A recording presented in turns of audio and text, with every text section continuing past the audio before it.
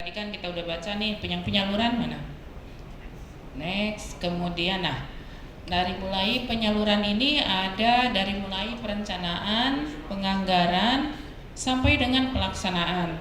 Ada beberapa jenis penyaluran, misalnya penyaluran untuk reguler, kemudian juga layanan mustahik. Layanan mustahik ini yang sifatnya untuk yang segera gitu ya, yang seperti itu. Kemudian ada juga yang untuk dana UPZ, kemudian ada yang muqayyad sifatnya gitu kan, yang sudah tertentu. Nah, ini dimulai dari sejak bagaimana cara mengusulkan, kemudian juga nanti bagaimana cara pengusulan, cara pencairannya. Nah, di sini ada kebijakannya itu nanti yang harus Bapak dan Ibu turunkan ke dalam otorisasi. Kebijakannya di sini adalah kebijakan tentang penyalurannya, itu yang di poin 2, Bapak dan Ibu bisa baca. Nah, SOP-nya ada di diagram alir, sudah kita terjemahkan ke diagram alir. Tugas Bapak dan Ibu nanti adalah untuk satu otorisasi, membuat otorisasi persetujuan untuk penyalurannya, gitu ya. Jadi penyalurannya kita leveling supaya tidak semua menumpuk di ketua Basnas. Kalau misalnya semua menumpuk di ketua Basnas, nanti penyaluran hanya sebesar 100.000, 150.000, nanti semua ke ketua. Akhirnya ketua jadi pekerjaannya tersita cukup banyak di situ ya. Jadi kita berusaha leveling, dan nanti yang kita minta Bapak dan Ibu membuat otorisasi nanti. Lanjut, kemudian ini yang keuangan.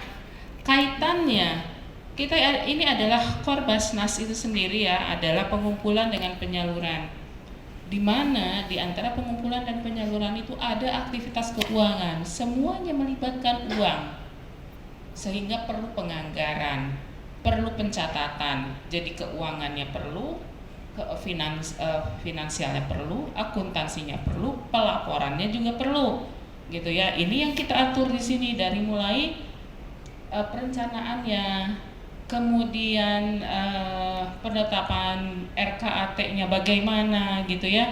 Ini kan kaitannya nanti ke RKAT, kemudian dananya disimpan di mana, seperti itu. Nanti kita bedah lebih jauh lagi nanti ya.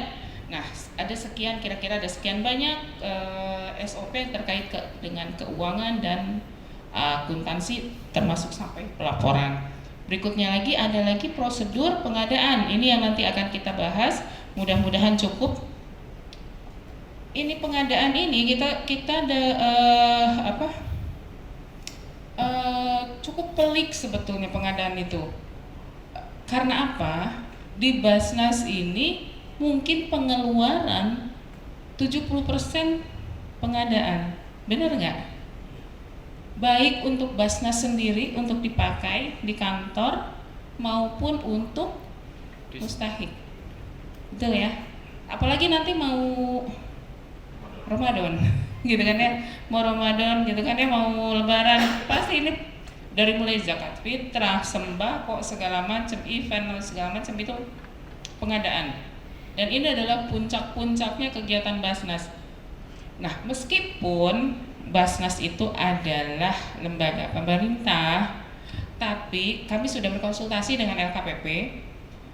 Apabila dana yang dipergunakan untuk pengadaan itu bukan dana pemerintah, ya, bukan APBN atau APBD, kita boleh menentukan kebijakan sendiri.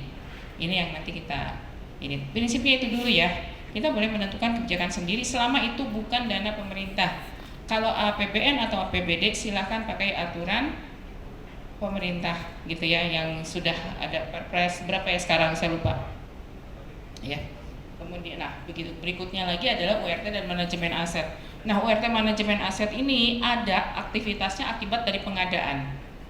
Artinya apa? Pengadaan misalnya pengadaan barang kantor ya larinya ke URT manajemen aset, dia yang mengelola persediaan, memelihara aset-aset kantor gitu ya.